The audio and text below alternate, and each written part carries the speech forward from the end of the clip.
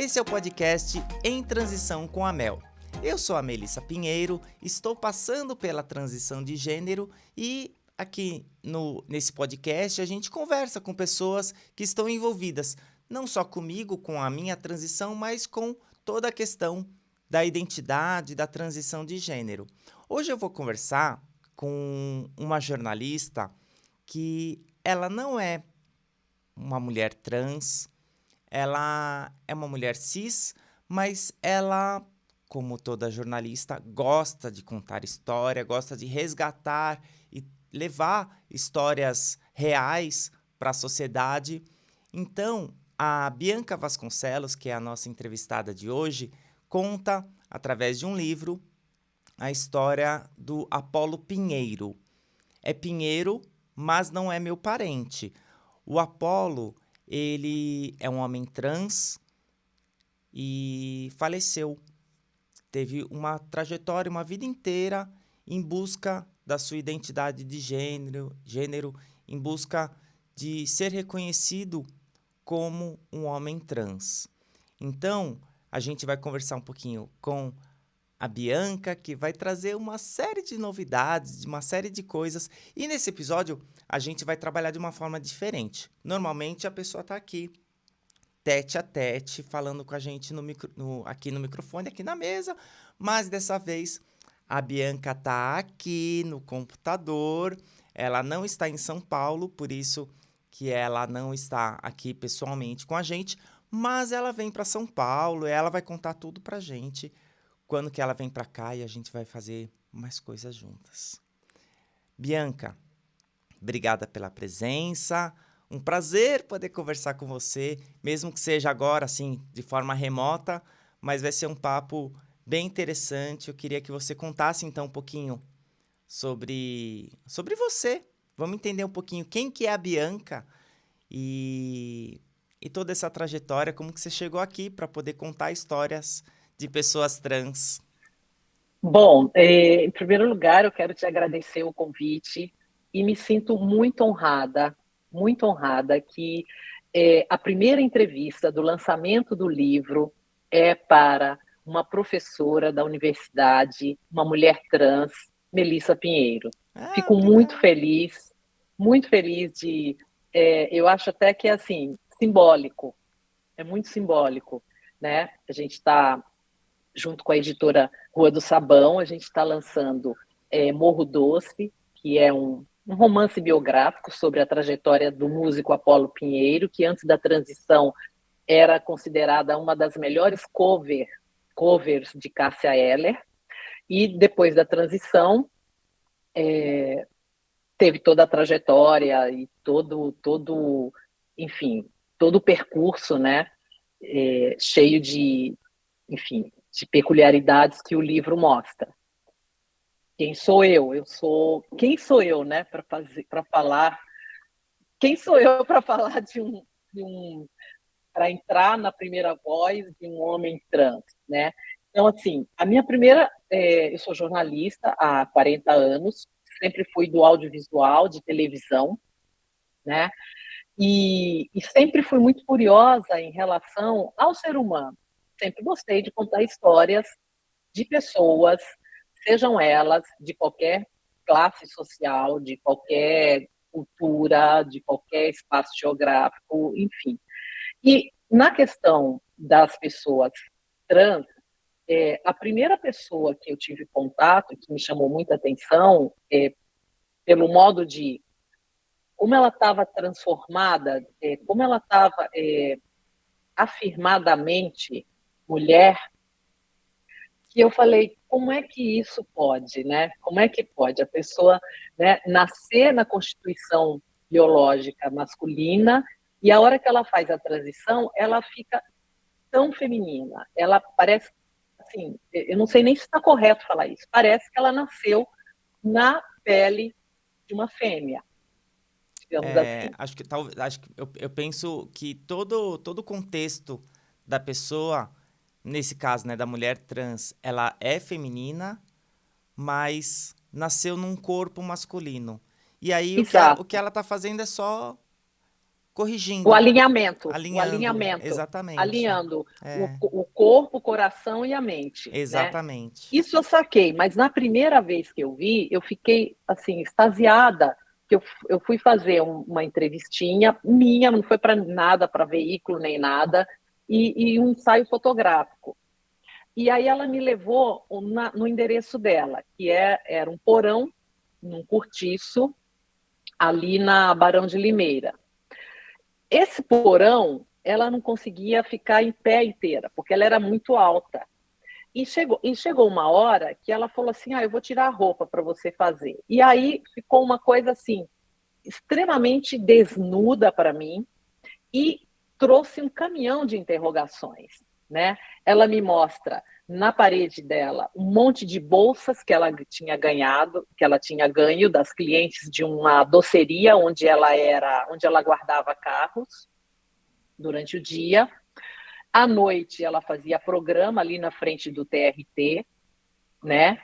E ela foi tão amável, assim, tão doce, tão delicada, de mostrar a casa dela, o modo como ela vive, de expor a vida dela. Eu fui só para fazer umas fotos, botar conversar um pouco e tal. E quando eu vi, eu já estava assim, com a pergunta maior: como é que é se levantar?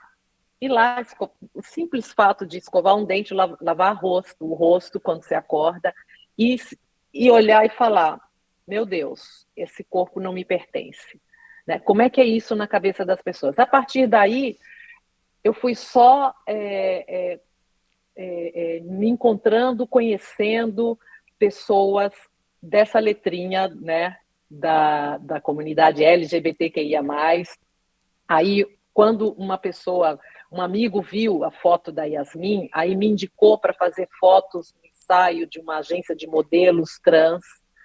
E nessa agência de modelos trans, eu conheci algumas meninas lésbicas e uma delas era Apolo antes da transição. Mas conheci ali na lente, fazendo as fotos. E ele, quando era ela, tinha uma força muito grande na expressão, no olhar. Então, eu fui para fazer os rapazes trans, mas fiquei um bom tempo ali fazendo com o Apolo antes da transição, porque ele tinha uma presença muito, muito interessante. E pegou o violão e começou a cantar Cássia Eller, que era a especialidade, que era o trabalho dele. Ele viajava o país inteiro, especialmente Brasília, Norte, Nordeste, com o trabalho de Cássia Eller. Embora ele já tivesse um trabalho autoral, mas era sendo cover de Cássia Eller que ele construía a carreira dele. Né? Foi até no Faustão, enfim. E aí, mas passou, fiz lá as fotos, fiz uma ou duas vezes com ele, ainda ela, com outras pessoas, com outros trans, num show ali, enfim, foram uns três contatos e não mais que isso. Quando ele faz a transição, ele aparece no meu Face, né? Porque a gente ficou amigos antes, assim, no Face. No Face. Não, a gente nunca a gente sentou para conversar, nada. Mas aí, quando eu vi, ele estava muito, como é que se diz? Muito nervoso com as pessoas que não estavam aceitando a transição dele, que não o chamavam pelo pronome nem pelo nome dele. Então, vão tomar naquele lugar, eu sou Apolo e tal, e ele tá. Aí eu vi aquilo lá no meu feed, eu falei: nossa, quem que é essa pessoa? Quando eu vi a foto, eu falei: poxa, é ela. Aí eu fui em inbox e falei: oi, Apolo, já chamando ele pelo nome dele. Claro. Oi, Apolo, tudo bem? Você fez a transição? Aí ele: oi, Bia, tudo bom e tal. Eu falei: vamos fazer uma foto? Vamos fazer um ensaio na Paulista, à tarde, 4 horas da tarde, que tem uma luz ótima no dia que a gente marcou, no sábado. A partir dali, aí foi ele, a Carol, que é a mulher dele, que era a mulher dele na época, e aí a gente fez as fotos, e aí Tanto que a foto do livro é uma foto que ele está encostado ali numa parede lateral do MASP, e era perfeito fotografá-lo, era perfeito antes da transição, como eu falei lá no ensaio, e depois mais e mais e mais, porque ele encarava a lente. E é muito legal quando você fotografa uma pessoa que ela encara a lente, Sim. entendeu? Ela está encarando a lente. Então, puxa, eu fiquei assim apaixonada pelo ensaio. E aí pedi para ele, falei, olha, eu posso, vamos se encontrar na tua casa. Eu queria uma coisa mais interna, sabe, interior, mais íntima, mais intimista.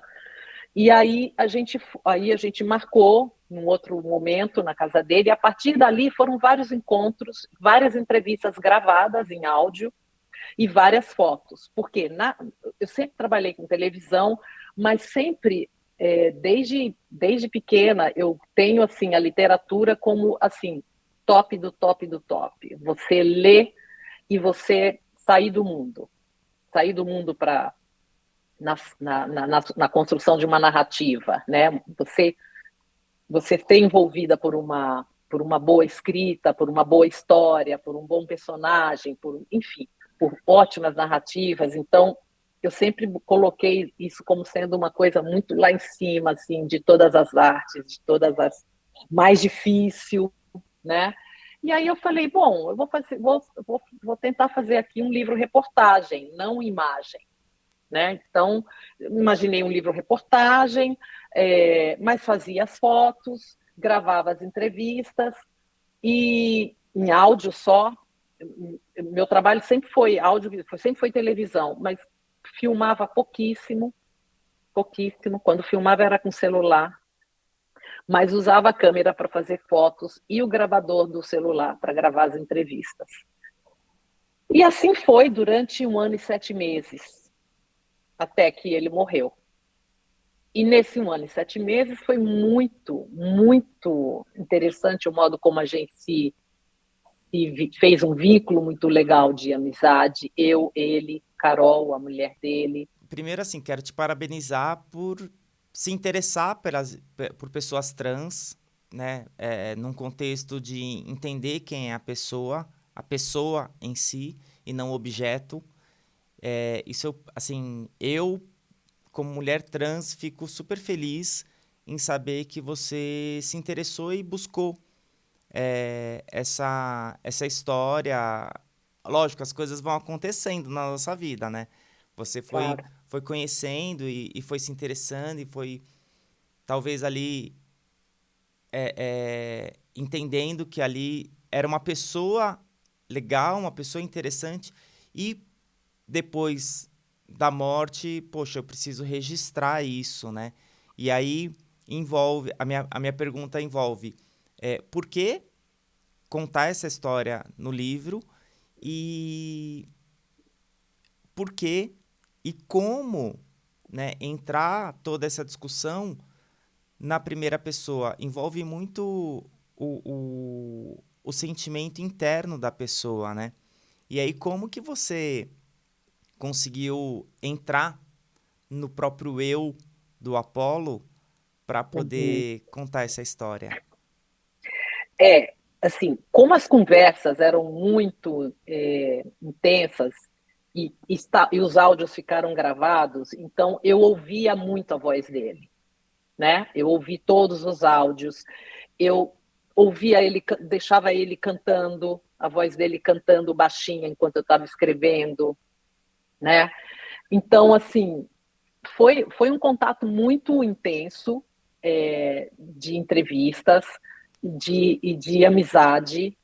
É, eu vou te falar assim, como é que foi a trajetória até eu achar que a primeira pessoa seria o ideal.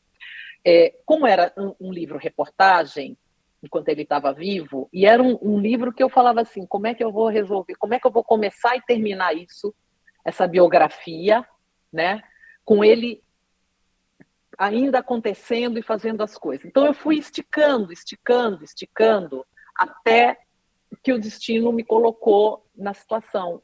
Meu, ele morreu.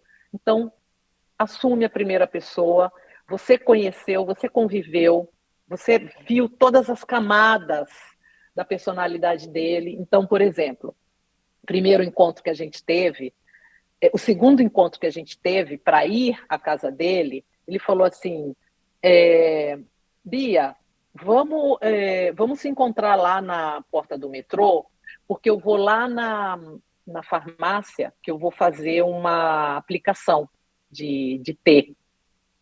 Falei, tá legal. Nossa, legal, vai ser ótimo. Inclusive, isso é o primeiro capítulo, que é o nascimento dele, né?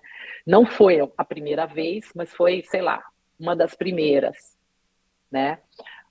Mas ali eu estava no ambiente, eu vi o ambiente todo, eu vi o farmacêutico magro de avental branco, eu vi a cabine, eu via, estava perto da. Tudo que está no primeiro capítulo, eu fiz ele narrando porque eu vi aquilo de fato, né? Então, já registrei aquilo tal. E ele chegou atrasado, ou a gente só se encontrou uma hora depois. Ele disse que havia ficado me esperando lá embaixo. Eu fiquei lá na rua, na estação Anhangabaú, fiquei lá fora. Daí ali a gente já era o segundo encontro. Ali eu já me estressei. Eu falei assim, Apolo, deixa eu te falar uma coisa. Eu trabalho pra caramba e trabalho nos fins de semana. Então eu trabalhava na época na onde que eu trabalhava? Acho que eu trabalhava na TV Brasil. Mas eu dava plantão, eu tinha que trabalhar no sábado, domingo, dependendo da escala e do trampo. Eu falei para ele: olha, é meu sábado de folga e eu fiquei aqui uma hora te esperando, quer dizer, vai ser assim, né? Aí ele: não, não, não sei o quê. Aí a gente, sabe, assim, a gente falava as coisas, eu conseguia falar as coisas para ele, né? E ele foi entendendo que, assim, roqueiro, dormia tarde, acordava tarde, fumava pra caramba, tinha picos de depressão, mas, assim, na hora de se encontrar com a jornalista, por favor, esteja lá, esteja pronto na hora marcada. É, E foi, e rolou. Então, beleza, a gente foi construindo isso, né? E foi muito um aprendizado muito louco, porque é aquilo, ele passou por várias fases, então ele estava muito aflito para tirar os seios, e a gente achava que aquilo ia ser a solução. Eu tinha minhas dúvidas, mas não me, eu só tinha que ouvi-lo, né? Então, por exemplo, essa história da primeira pessoa. Quando ele morre, eu falo, vou fazer na primeira pessoa, vou assumir e vou fazer uma coisa que não é um livro-reportagem. Eu vou tentar fazer ele levando as pessoas, levando o leitor, né, para a história dele, porque eu estava com todas as ferramentas ali, a convivência com ele, os áudios gravados, a minha observação, e fui fazendo uma coisa que eu aprendi muito com o escritor Marcelino Freire, que é o seguinte: quando você está escrevendo algo e que você não tenha o domínio daquela coisa, o conhecimento daquela questão específica, leia, pesquise sobre aquilo e traga para o seu texto, né? E traga e amplie o seu repertório. Então, eu li muita coisa, sabe? Olha, eu comecei lendo esse livro maravilhoso, Nascimento de Joyce, que é da jornalista Fabiana Moraes. Esse sim é um livro-reportagem. Ela foi premiada com esse livro. Esse livro é fantástico, mostra a transição de uma trabalhadora rural, né, do gênero masculino para o feminino. E todos os perrengues que ela passou na vida dela, da trabalhadora, né, e da agricultora, e inclusive com a jornalista. Então, assim, está tudo escrachado aqui, está muito legal, foi muito bom, foi muito, como é que se diz? Proveitosa a leitura para mim. Eu não tenho aqui o livro porque eu emprestei, mas tem um livro maravilhoso que se chama E Se Eu Fosse Puta, da Amara Moira, que é uma mulher muito trans. bom, muito bom. Então, ela narra tudo na primeira pessoa, eu achei muito legal. Outro livro, A Palavra que Resta, do Stênio Gardel, maravilhoso. esse escritor, ele fez um livro contando a história de um trabalhador rural, né? De um trabalhador rural que não sabia ler, né?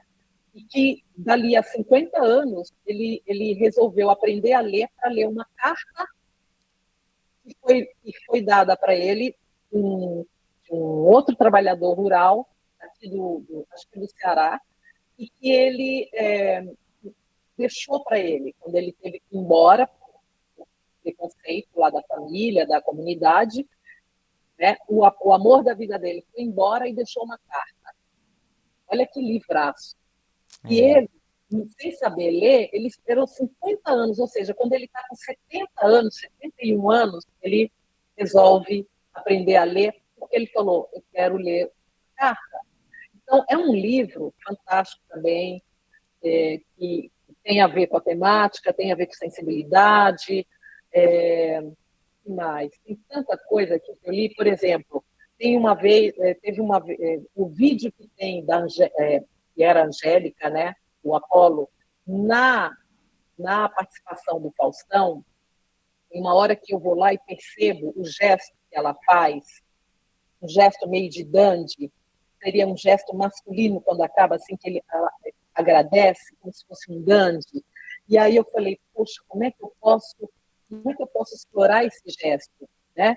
Aí eu pedi para uma amiga minha, que é professora do Departamento de Antropologia da USP, titular de lá, desse departamento, a Silvia Caiugui, um livro sobre o gesto. Aí ela, a beleza do gesto. Ai, que delícia. Aí eu li esse livro e fiquei, sabe, fazendo minhas anotações.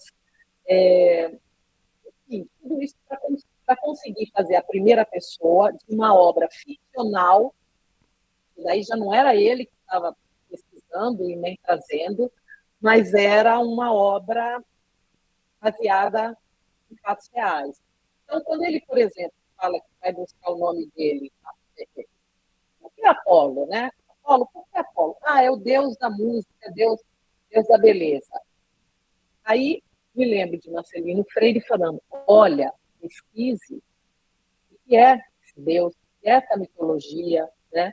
Aí fui atrás desse livro aqui, Mitologia Grega, um livrão. Clássico. Falei, eu não vou conseguir ler ele inteiro, mas ia nas partes em que tinha Apolo. Sim. E aí descobri que Apolo era irmão da uma outra, Artemisa, que é outro A na vida de Apolo, entendeu? E aí fui viajando assim com as pesquisas. Um outro livro que eu tinha lido antes, que é esse do Ian McEwan, Enclausurado, que é o bebê dentro da mãe, vendo tudo, e eu resolvi usar esse artifício, tipo, quando a Angélica nasce, Apolo está dentro de suas vísceras, narrando tudo que é dela. Isso, isso é muito legal, né? É muito legal pensar que você foi buscar, né, uma série de Referências. referências e entender, não só através das referências, mas quando você junta as referências e o entrar ali nas vísceras, digamos assim, de Apolo, você conseguiu talvez até se colocar nessa primeira pessoa, né? Exato. Foi aí que Foi eu falei. fundamental para isso, Foi, né? foi aí que eu falei, gente, dá para eu fazer. Eu sentia isso. Eu tentei buscar, eu falei assim, meu Deus do céu, será que isso vai rolar? Porque assim, né, eu não sou trans, eu não tenho a disforia de estar no corpo feminino, mas como é que eu vou fazer isso na primeira pessoa? Tudo é possível na literatura. Sim. Na literatura, na reportagem não, mas na literatura entende? Agora, como que eu vou fazer de um jeito que fique sensível, honesto, sincero e acima de tudo, sem ser uma panfletagem? Porque aí eu saio do lugar, não é o meu lugar de fala, digamos assim, mas eu costumo dizer o seguinte: quando eu lançar esse livro, que vão perguntar, mas como assim? Não tem lugar de fala? Peraí, alto lá, um amigo meu, Marcelo Sampaio, me disse: você não tem lugar de fala, mas você tem lugar de escuta. E tudo Então, que eu fiz foi escutá-lo. é, E não só ele, como outros que aumentaram o meu repertório, outros antes dele. Eu fui até para o Japão atrás de ensaio fotográfico com transexuais, entendeu? Ver como é que funcionava, como que era, se era melhor, se era mais fácil, se não era, entende? isso é fundamental poder pensar que, assim, o que que é o lugar de fala, né? Todo mundo tem um lugar de fala. Qual é o lugar? O lugar é uma determinada posição. Então, teoricamente, quando você olha de um lugar de uma mulher cis, que está Uhum. observando um homem trans. Mas, quando você busca as referências, quando você conhece ali nas entranhas dos pensamentos de Apolo, você também passa a ter um outro lugar de fala que não é o lugar de fala da mulher cis que está ali observando o homem trans. É um outro olhar. E aí, quando você traz isso para a literatura, você também tem muito a ganhar, não é? Exato, exato. E assim, vamos combinar que ele era um personagem excelente. Foi muito legal. Foi a fome com a vontade de comer, sabe assim? Sabe? Foi a vontade de entender, de ouvir, de sacar. E tem uma coisa que eu acho muito interessante, é que assim, eu admirava ele, a pessoa dele, a força dele, né? Eu admirava. Então, já isso já me levava muito para perto dele, para a pele dele, né? Sim, E ele era muito fácil, porque ele era muito transparente, ele era muito espontâneo. Então foi muito bom, assim, sabe? É, foi uma experiência muito de vida. Assim. Eu comecei ouvindo como sendo um entrevistado, como sendo um personagem para um livro-reportagem, e terminei com um amigo, sabe? Um amigo para a vida, né? Um amigo. E achei que seria uma homenagem para ele fazer na primeira pessoa, sabe? Como vai ser em memória, né? Ele morre 1 ano e 7 meses depois de todas as conversas, de todas as gravações, de todo o vínculo que a gente construiu. Então, eu falei, acho que eu me sinto legitimada para escrever na primeira pessoa, sabe? Depois de todo o contato, depois de tudo. E foi. E a literatura, né? sim. Foi muito legal também o apoio que eu tive da família dele, né? O pessoal que mora, os pais que moravam em Morro Doce, a Isso que eu irmã, queria explorar. sabe? Morro Doce, só para a gente contextualizar, quem não conhece, é um bairro da periferia da zona norte de São Paulo, ali próximo à Não, periferia. oeste, Ou oeste. norte, noroeste, digamos assim, né? Porque é ali É na próximo de Anguera, Pirituba, aquela mais para. região, né? Porque É, às vezes a gente começa a traçar como oeste do Jaraguá para baixo, mas não. hum, Acaba sendo meio que noroeste ali, né? uhum. E E o Morro Doce é um. Você sabe que uma vez eu fiz um trabalho em Morro Doce? Foi muito legal, Sério? foi muito legal. Uma aluna que morava em Pirituba, mas tinha estudado numa escola em Morro Doce, ela, ela me pediu auxílio para ajudar a montar uma rádio dentro da escola, uma rádio escola, por conta de todo o meu projeto de rádio comunitária e tudo mais. A gente montou, Hum. estruturou lá e Olha, se como bobear, estava como ali perto da Marina, irmã dele, então, e dos amigos. como todo projeto de rádio comunitária, o ideal é que a comunidade toque aquele projeto, né? E aí você Uhum. falou da importância de toda a família, de todo o contexto. E a família, e aí eu queria ouvir um pouquinho de você, porque a família, quem está no entorno da pessoa que está em transição, que passa pela transição de gênero, também passa por um período de autoentendimento, de entender, caramba, né, como que vai ser a minha vida, não só a vida daquela pessoa, tudo aquilo que eu imaginei, que eu sonhei, que eu estruturei, passa por uma transformação. O que que você Sim. ouviu de histórias, de narrativas Olha, Que primeiro lugar, não só que tá no livro, mas também as sim, fofoquinhas. sim, sim. Olha, primeiro lugar, isso está no livro, de alguma forma, não com a intensidade que poderia estar, mas como era o foco era Apolo, falando dele mesmo. Mas Carol se casou com Angélica Fata, que era o nome de Apolo, antes da transição. Se casou no cartório, em Brasília, os dois se casaram em cartório, isso está tudo lá no livro.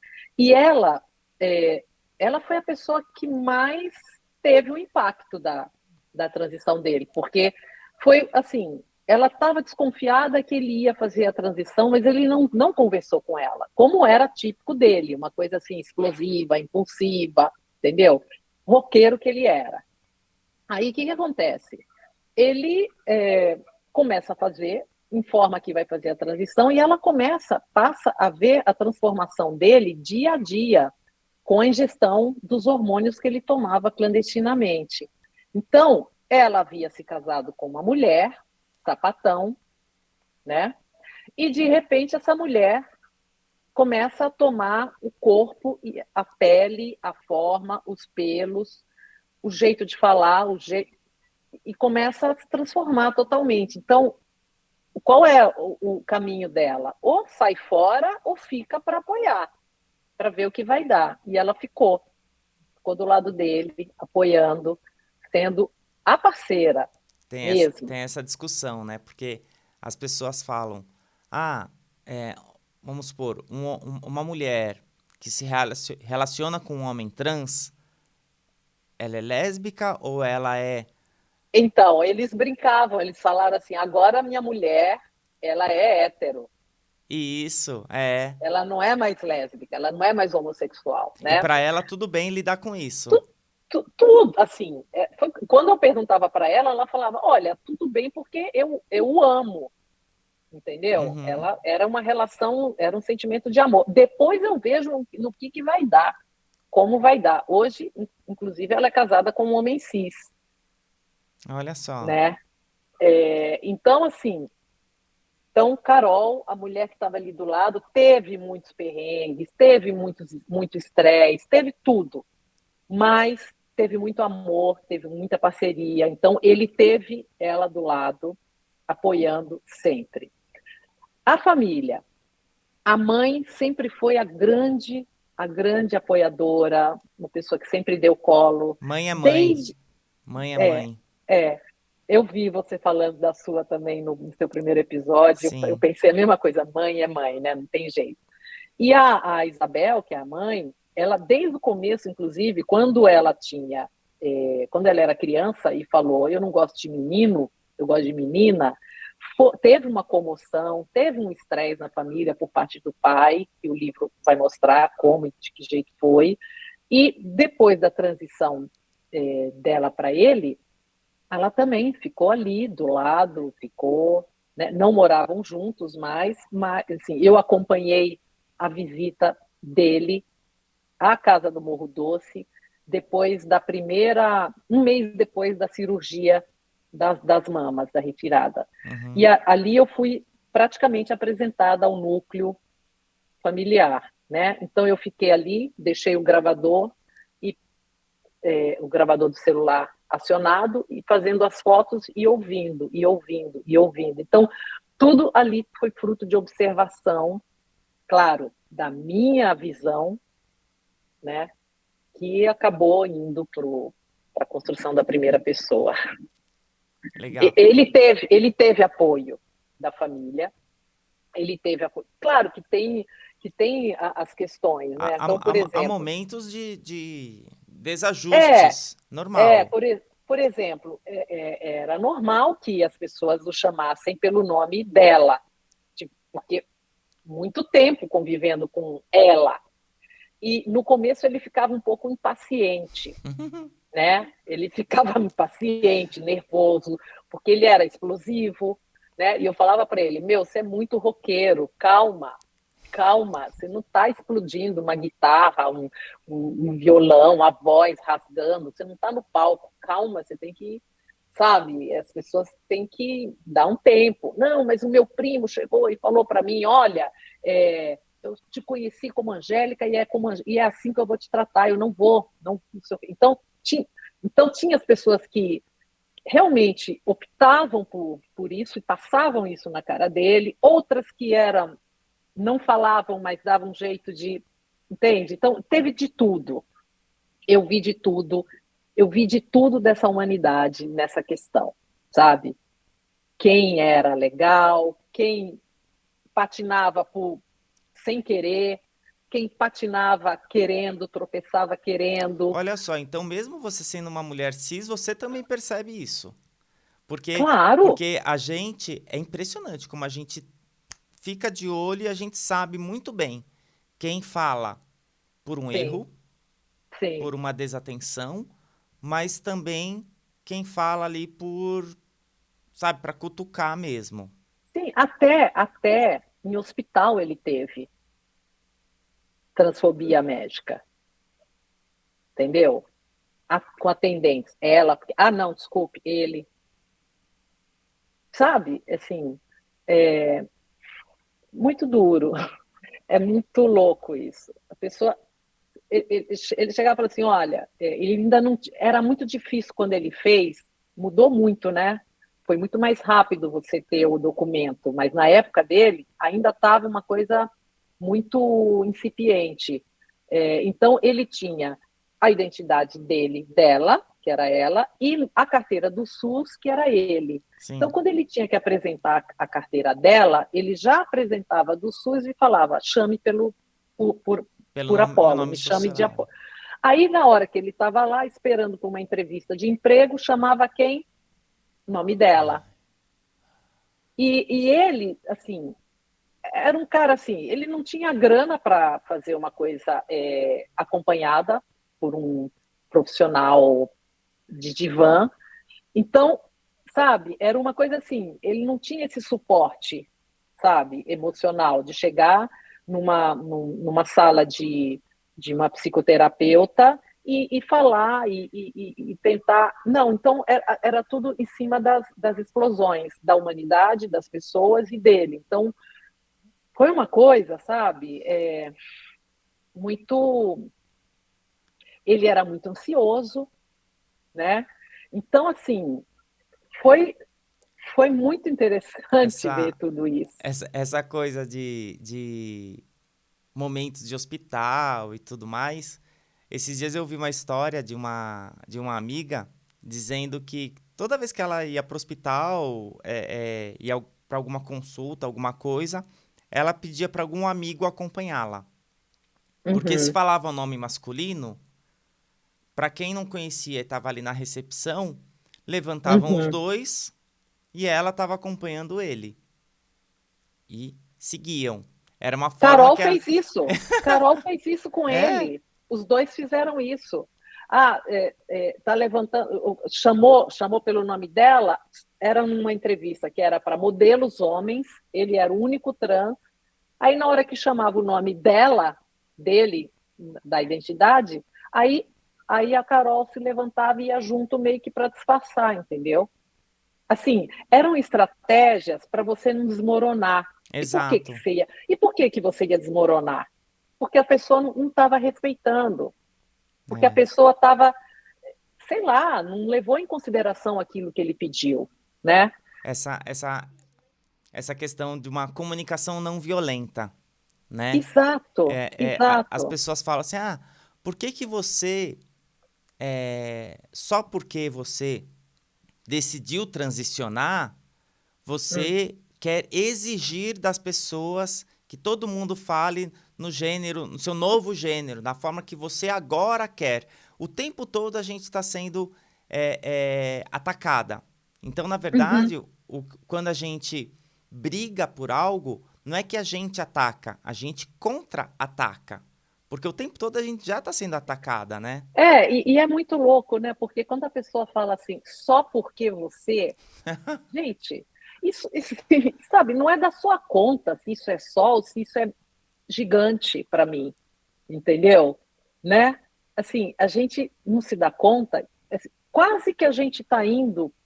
se a gente pensar por que que essa falta de respeito acontece, é quase que a gente está indo para o seguinte: por que que as pessoas tentam tanto interferir, se meter, né, na cama do outro? Nossa. Porque é basicamente Quantas isso. vezes eu ouço a pergunta? Então, pera lá. Você sempre se relacionou com mulheres e agora você decidiu virar mulher porque você se relaciona com homens? Oi? Não, eu Tá, me transicionei porque eu quero ser uma mulher. Ponto. ponto. Ponto. Acabou. Exato. Inclusive, sobre essa disforia, né, os cientistas estão buscando, estão indo atrás. Parece que tem uma relação com, na hora que o embrião, na formação do embrião, em algum momento, XX, XY, que fica uma coisa meio que, meio que incomum nessa junção, nessa definição de XX, XY. Então, o Apolo pesquisava muito isso, e eu fui pesquisar isso quando eu estava escrevendo, e dei de cara com umas coisas fui atrás do New York Times, fui atrás de umas coisas de ciência que eles estão em laboratório pesquisando. Não dá para afirmar que a coisa é genética, mas eles já estão sacando que não é uma coisa simplesmente, porque eu quero mudar. Essa disforia, eles estão buscando a causa, como isso acontece, porque é uma coisa muito interna. De todas as pessoas que eu tive contato, nenhuma, eu posso dizer para você, que resolveu mudar de sacanagem, entendeu? Que resolveu fazer a transição, que eu achei muito legal no primeiro episódio que eu ouvi teu dessa série. Eu achei muito legal o termo que você colocou, que eu achei muito bom.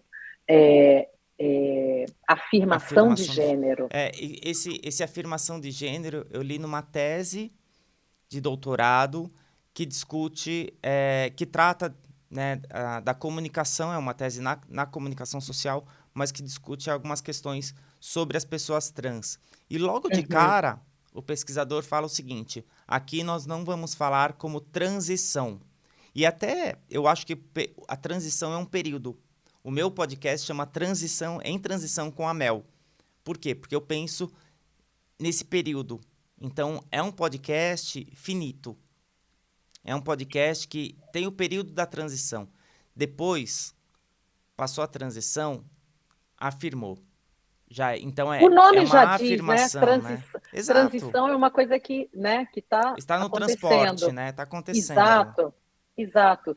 Então, assim, o que eu posso dizer é que as pessoas que eu conheci aqui, que eu conheci em Luanda, em Angola, que eu conheci Ai, no morro de Japão, vontade de conhecer Luanda. ai, tem que, viu? Tem que, é fantástico.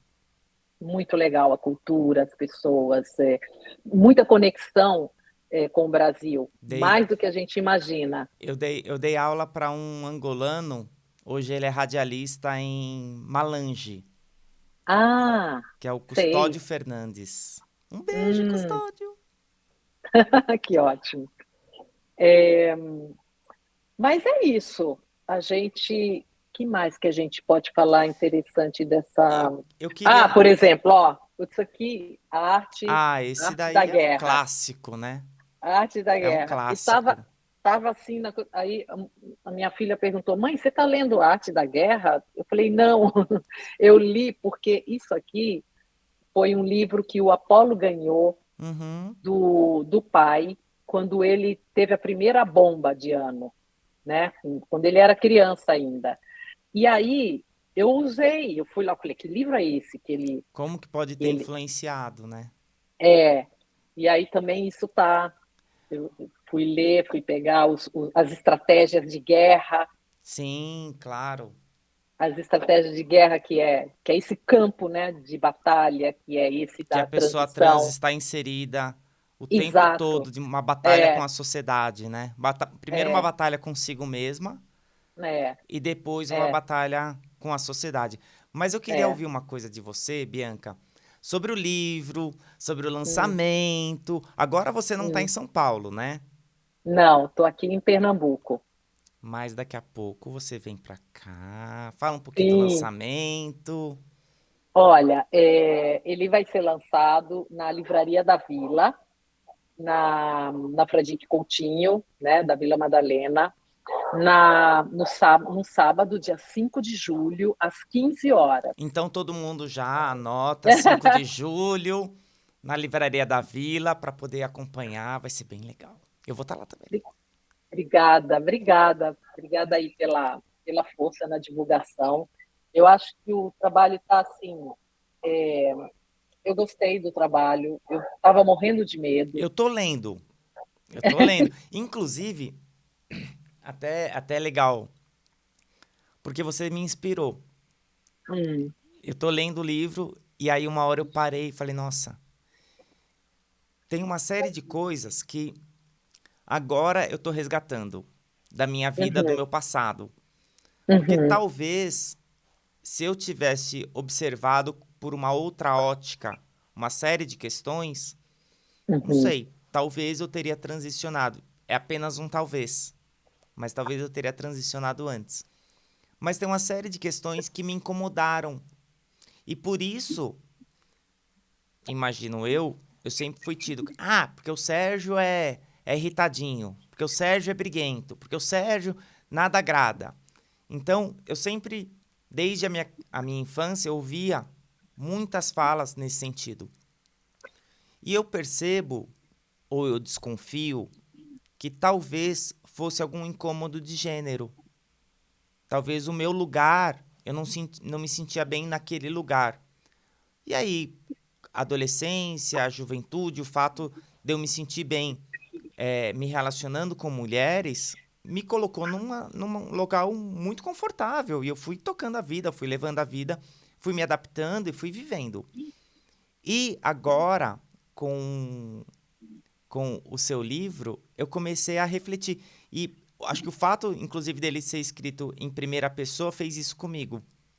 uhum, Caramba, eu preciso registrar um pouco sobre aqueles pensamentos que eu tenho, pensamentos que ficam devaneios que tem aqui na minha cabeça, e eu comecei a uhum, registrar algumas coisas. Até uhum. confesso que fiquei meio atrasadinha no livro, porque teve um momento Parou que para assim, eu escrever. parei, não, parei para gravar. Que Eu sou muito do ótimo! áudio, né? E aí eu gravei numa tocada só. Eu gravei 10 episódios. Então eu fui desde algumas lembranças lá da minha primeira infância, fatos que eu lembro, assim, as coisas até bem vagas, que tem relação com o meu entender com o meu corpo, a forma que eu via as pessoas, pessoas que eu tenho grandes afetos, grandes desafetos, e Uhum, eu fui construindo. Eu tô agora chegando num período de quando eu tinha 19 anos.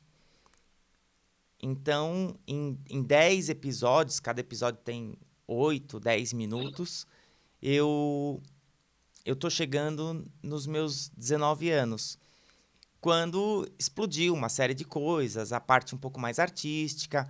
Então, uhum. eu tô resgatando. E foi o seu livro que me inspirou fazer isso. E tenho a certeza que o seu livro também vai inspirar outras pessoas, não só para primeiro ponto, fazer com que as pessoas entendam de dentro da pessoa trans o que é isso, o que é esse Uhum, desejo de ser socialmente aquele que você se sente,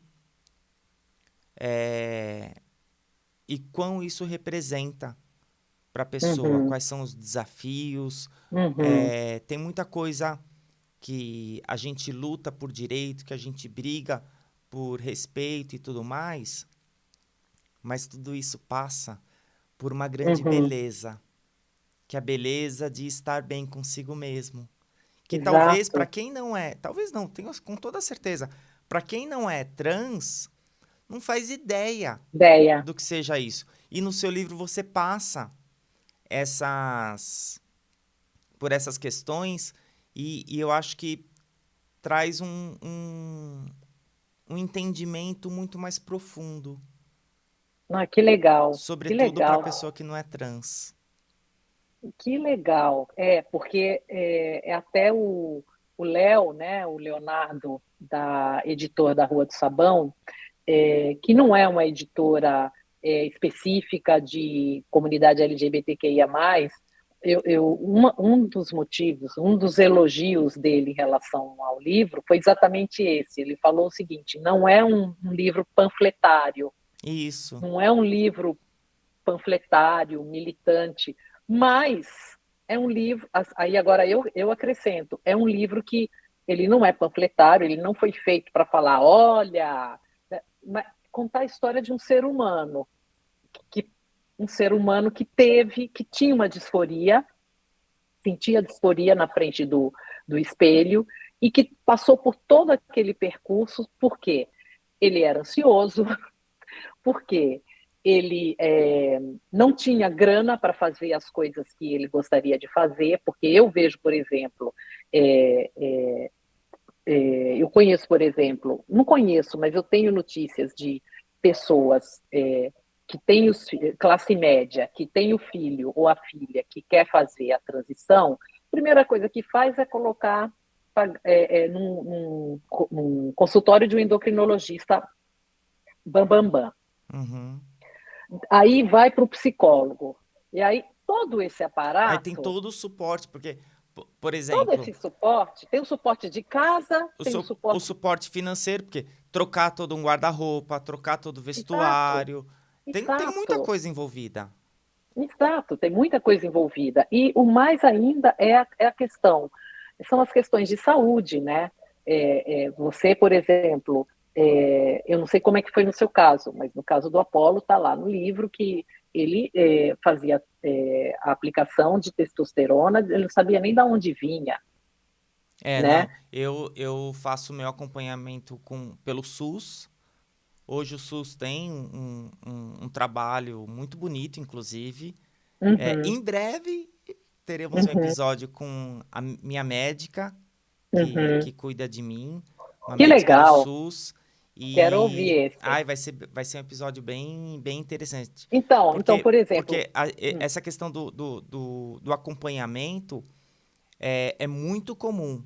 Lógico que eu acabo acompanhando muito mais as mulheres trans, mas é muito comum tomar hormônio sem receita médica, sem acompanhamento médico, e colocar silicone industrial, uma série de questões que tem uma probabilidade muito grande de trazer complicações para a vida. sim, Então, mas mesmo assim, quando a gente fala, nossa, e por que que a pessoa vai fazer isso? Ela vai fazer porque ela precisa, ela tem uma exato. sede. E aí, quando você falou algumas vezes, o Apolo era uma pessoa muito ansiosa.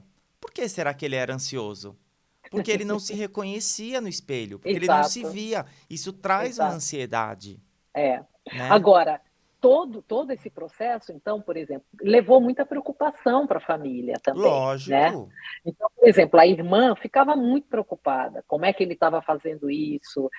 A irmã ficou preocupada porque era a única irmã que ela teve desde que ela se conhece por gente e tinha uma diferença que o Apolo aí cuidava da irmã quando eram Sim. pequenas, né?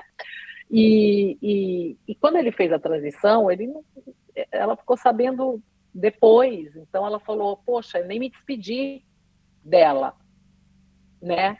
Então, sabe, é a cabeça está a milhão, o corpo está a milhão e todo mundo que está à sua volta também fica a milhão, reverbera em todas as relações, Sim, né? sim. Essa, mas passa e as coisas vão se resolvendo. Eu me lembro que eu também li um livro e dei para ele, mandei para ele esse livro, que é aquele do João Neri, primeiro homem trans que fez a primeira cirurgia. Uhum. Ele já tinha falecido, e ele acompanhava, ele acompanhou, foi atrás, conhecia já da mídia o João Neri, que é aquele carioca que Sim, na época que ele fez a transição era psicólogo, era psicóloga, perdeu, teve o coisa cassado, o diploma cassado, virou taxista, tá tudo no livro dele, A Viagem Solitária. E quando eu passei para ele o livro, aí a gente combinava assim, então lê e depois a gente se encontra numa padaria para tomar café e a gente grava suas impressões sobre esse livro. E aí ele falou assim, nossa, realmente, porque ali no livro tem as fotos dele antes, então é ele, Joana, 7 anos, Joana, não sei o que, João, 27. Eu falei, porque ele tinha horror de falar o nome, de ouvir o nome dele antes, o nome de batismo. Tinha horror, brigava com todo mundo. Foi aí que eu vi, né, lá no Facebook, quando eu comecei com ele xingando todo mundo, mandando para aquele lugar, porque ele era Apolo Pinheiro. E quando ele lê o livro, aí ele fala, poxa, eu entendi, ela precisou existir para eu estar aqui hoje. Sim. Né? Mas, assim, é uma coisa que para a gente que está de fora é óbvio, mas para ele que está passando aquilo, de novo, sem nenhum acompanhamento, é difícil. Muito. E o livro foi meio que uma ferramenta terapêutica, esclarecedora, que ele falou, é isso. Foi muito legal, assim, sabe? Então foi uma construção. Quando eu via eu acompanhando a transformação dele, não só a transição, mas a transformação dele durante a transição, foi assim riquíssimo para mim como lição de vida, e um privilégio poder Ai, ter que bom. acompanhado, sabe? Poder ter visto, porque ter entendido mais,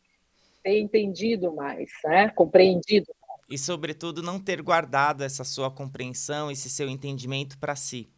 Você trouxe, É, retratou isso num livro e, com é, certeza, o seu livro ele tem não só um papel de ser uma bibliografia, de ser um romance, de ser um livro que vai agregar a toda a literatura brasileira, mas também um livro que vai influenciar, que vai trazer um entendimento para muitas pessoas, seja pessoas trans, seja pessoas cis, que às vezes está passando por conviver com alguém, e acho que o seu livro traz algo que eu tenho muito como uma bandeira até, de naturalizar. Porque quando a gente claro, conta a história do Apolo, quando a gente lê a história do Apolo, a gente entende ali por dentro a necessidade da transição. E essa necessidade da transição é muito natural. é, Só Então, não é, só não é natural para quem acha que o mundo é cis, padrão é cis, heteronormativo. heteronormativo, É, né? Quer dizer, o mundo está mudando tanto e a gente está vendo tanto nas letrinhas, né? O não binário, né? Então, assim, você vê o homem trans com barba, resolveu manter a barba, está lá com os peitos e a barba, e daí, qual o que legal que problema? as pessoas podem ser como elas se sentem, como elas Querem querem, e ser, pronto. sabe? Tá matando, tá roubando, tá enchendo o teu saco. Ah, mas é Então, estranho. Estranho é você olhar desse jeito pra minha cara, meu filho, né? né, eu acho, é bem por aí. Então foi muito legal. Eu já tinha feito documentários com pessoas trans, mais mulheres trans, né, sobre violência. Inclusive, quando eu trabalhava na TV Brasil, a gente fez um que tinha exemplo de São Paulo. O título era Por que o Brasil é o país que mais mata transexuais, né, no mundo. Então, assim, eu conheci amigas aqui, eu tive que sofreram muito com isso. Tenho 2 amigas que estão fora, elas trabalhavam aqui em Recife, tiveram que fugir. Uma está no Canadá e a outra está numa cidade que fica entre a França e a Espanha.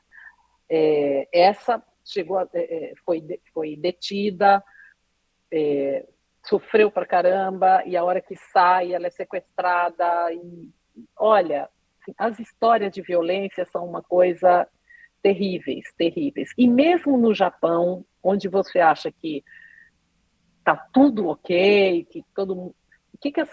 Eu conheci uma pessoa que tinha acabado de sair de uma instituição psiquiátrica, porque a família, ela não expulsa para a rua, mas ela é interna, e o governo aceita e vai e banca e fala, não, vem aqui que eu cuido, Ai, como se fosse uma doença mental, nossa, entende? a gente precisa evoluir muito, né?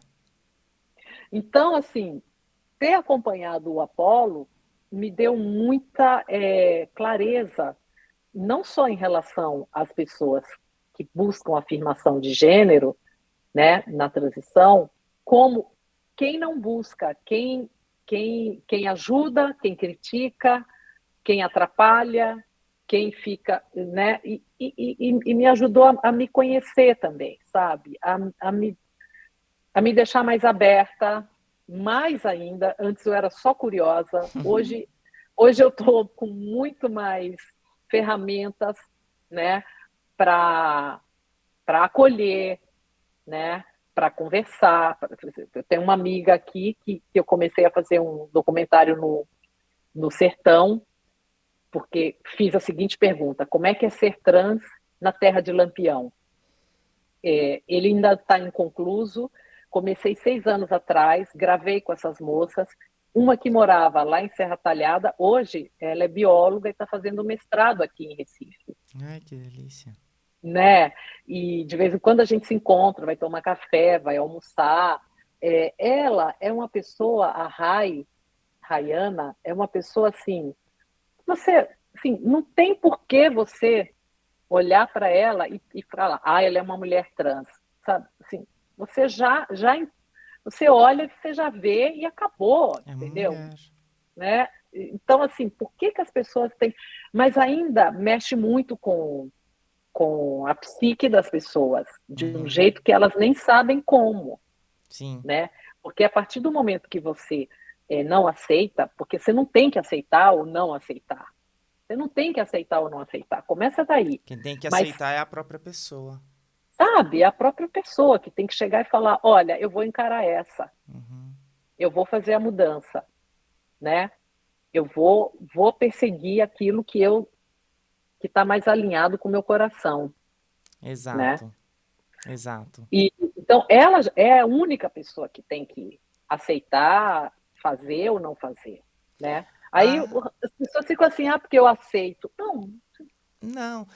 Olha, você já me deu uma pauta aí que eu quero depois saber sobre essa história aí de Lampião. Ixi, vai dar muito pano pra manga, vai dar muita história legal pra gente poder conversar.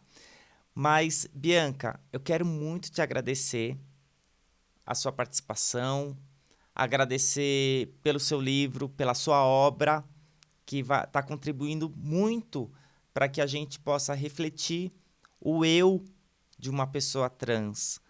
E deixar o convite para todo mundo acompanhar Livraria da Vila no dia 5 de de julho, julho, às, 15 horas. às 15 horas.